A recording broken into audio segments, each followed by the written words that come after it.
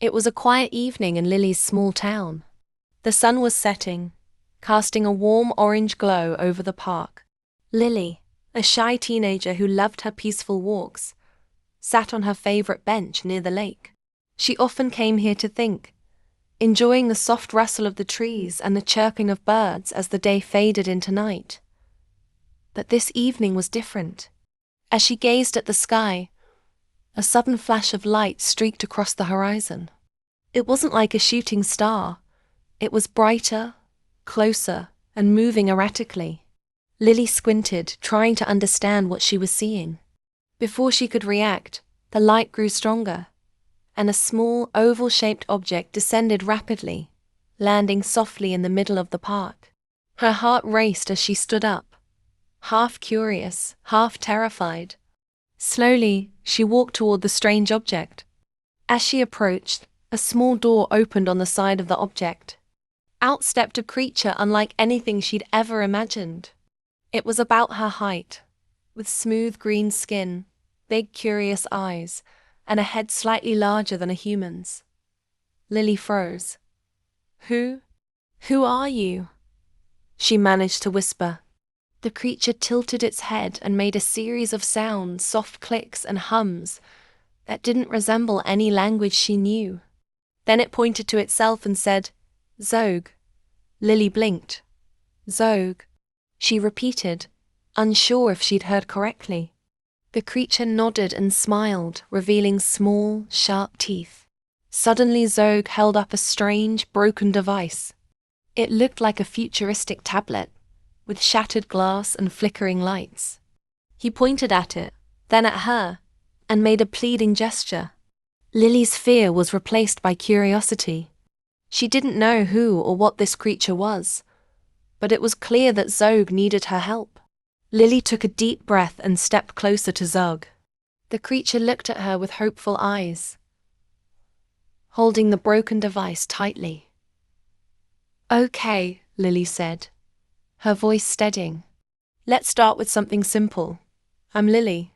She pointed to herself for emphasis. "Lily." Zog tilted his head again, then pointed to her and repeated, "Lily." His voice was soft but clear. She nodded and smiled. "Yes, Lily. And you are Zog, right?" The alien's face brightened. He pointed to himself. "I am Zog." Lily clapped her hands lightly. "That's right. I am Lily. You are Zog." Zog's large eyes sparkled with excitement. He pointed to himself again. "I am Zog."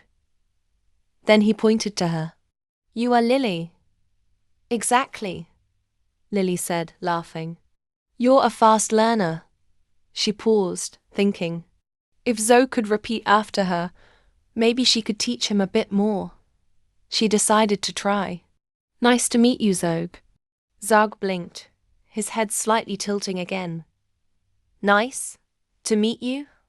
he said, his words slow and deliberate. "Yes," Lily said, encouraging him. "Nice to meet you." Zog repeated the phrase a few more times, his pronunciation improving with each attempt. "Good job," Lily said, giving him a thumbs up. Zog mimicked the gesture, his small hands forming a perfect thumbs up. Lily smiled. This is going to be fun, she thought, realizing she was not only helping Zog but also practicing her own English skills in the process. Lily looked down at the strange device in Zog's hands. Its screen flickered weakly, and the cracks running through it made it almost unrecognizable. She pointed at it and asked, "Is this yours?" Zog nodded enthusiastically. "Yes, mine," he said, his words slow but clear. He held it up, his expression turning serious, and said, "Can you help me?" Lily's eyes widened. It was the first time Zog had formed a complete sentence on his own. "Can I help you?" she repeated, smiling. "Yes, I'll try." She sat on the grass and motioned for Zog to sit beside her. Picking up the device, Lily inspected it carefully. "It's broken," she said, pointing to the cracks. "Broken," Zog nodded, mimicking her words. Broken. Okay, let's see, Lily said, rummaging through her bag. She pulled out a small hairpin and started poking at the edges of the device. As she worked, she decided to teach Zog more phrases. When you need help, you can say, "Can you help me?" Zog nodded. "Can you help me?" "That's right," Lily said, encouraging him. She then added, "And if you want to ask someone to fix something, you can say, 'Can you fix this?'" Zog tried repeating after her. "Can you fix this?" "Perfect," she said, grinning. "Now, let's hope I can actually fix this." Zog watched her closely, occasionally pointing to parts of the device and saying, "Help or fix." Each time, Lily smiled and repeated the phrases, helping him refine his pronunciation. After several minutes, Lily managed to remove a loose piece from inside the device. She held it up triumphantly. "I think this might be the problem." Zog clapped his hands, his excitement evident. "Thank you," he said, his voice full of gratitude. Lily smiled back. "You're welcome, Zog." For a moment they sat there, exchanging smiles. Despite their differences, they were working together and learning from each other. Zog held the repaired device carefully in his hands, inspecting it as though it were the most precious thing in the universe. He looked up at Lily and said again, "Thank you, Lily." Lily chuckled. "You're welcome, Zog." She paused and thought for a moment. "Actually, there's another way to say this. Instead of 'you're welcome,' you can say, 'no problem.'" Zog tilted his head and repeated, "No problem." "Perfect," Lily said with a grin. "Now you have two ways to respond when someone says thank you." Zog nodded eagerly. He seemed to enjoy learning these small but important phrases. As they continued to talk, Lily decided to teach him more about gratitude. "When someone helps you," she explained, "you can also say, 'Thanks a lot.' It's a little more casual than thank you." Zog's lips curled into a smile as he tried. "Thanks. A lot?" "That's it," Lily said, clapping lightly. "You're really getting the hang of this." Zog repeated the phrase several times, his confidence growing with each attempt. As they continued practicing, the two of them began to chat about other simple things. Lily pointed to the sky, saying, "Look, the stars are beautiful tonight." Zog followed her gaze and nodded. "Beautiful stars," Lily smiled. "Exactly." She then asked, "Do you have stars where you're from, Zog?" Zog hesitated for a moment, then pointed to the repaired device. The screen lit up, displaying an image of a distant galaxy with swirling colors and bright stars. "Wow," Lily whispered, her eyes widening. "That's where you're from." Zog nodded proudly. "Home," he said, his voice soft but full of meaning. Lily felt a sudden pang of sadness. She realized that Zog must be far away from everything he knew and loved. "We'll help you get back home," she said gently. Zog smiled and said, "Thank you, Lily."